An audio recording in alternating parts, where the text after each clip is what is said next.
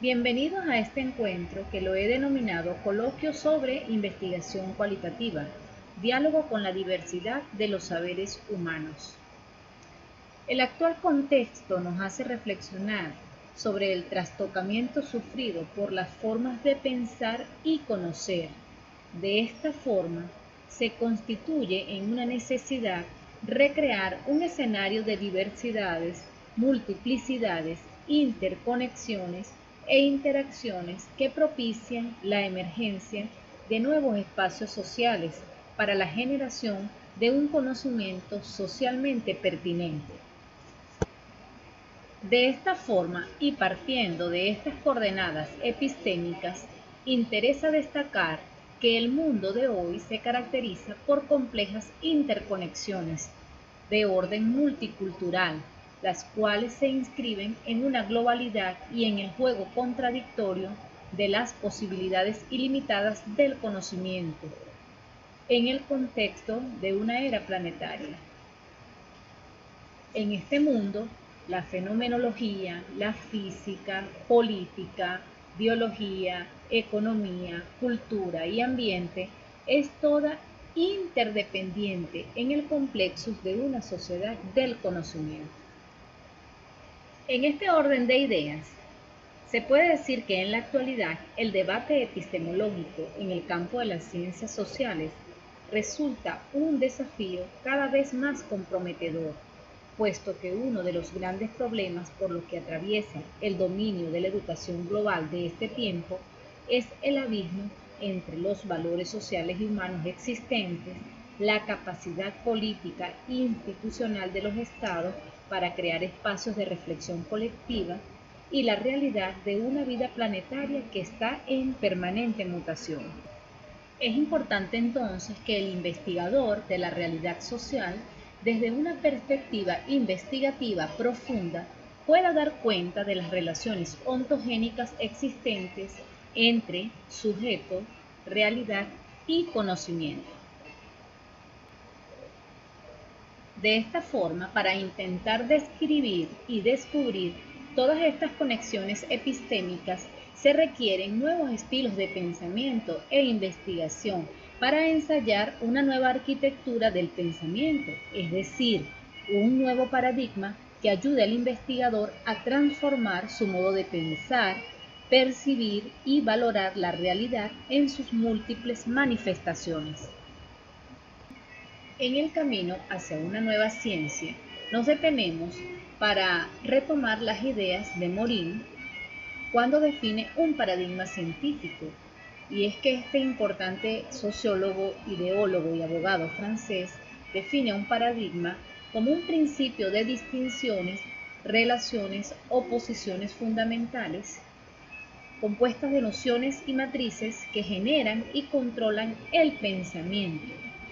Este autor afirma que un paradigma es la constitución de teorías y la producción de los discursos de una comunidad científica determinada.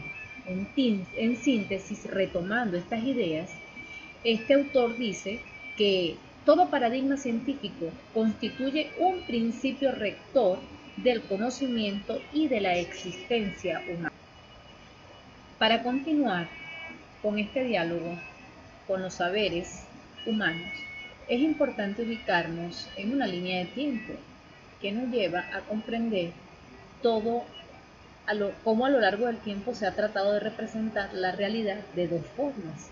Por un lado, está la representación de la realidad de forma atomista, elementista e individualista, que enfatiza la objetividad del conocimiento, el determinismo de los fenómenos, el experimento y la verificación empírica.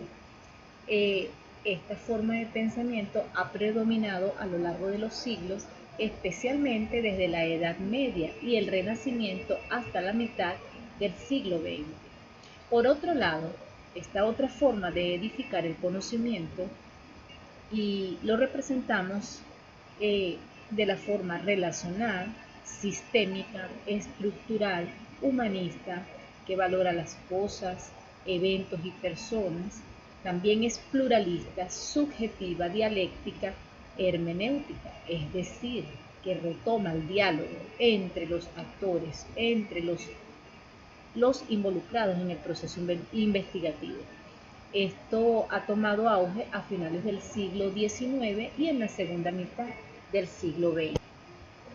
Para continuar describiendo todas estas conexiones epistémicas con nuevos estilos de pensamiento e investigación, en esta oportunidad les presento el paradigma sociocrítico.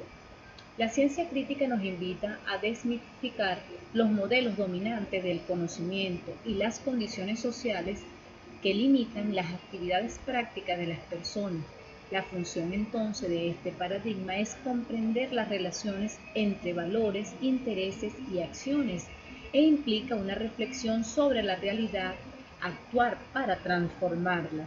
La razón fundamental en que se cimienta este paradigma sociocrítico es la eliminación de una situación opresiva, la liberación de bloqueos y de barreras para la acción efectiva, es decir, para que pueda lograrse la transformación.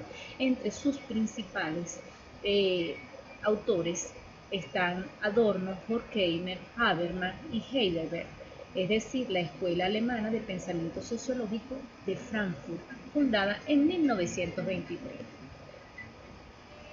De esta forma, para seguir definiendo lo que es el paradigma sociocrítico, decimos que nos ubicamos en una realidad que es compartida, histórica, construida, dinámica y divergente.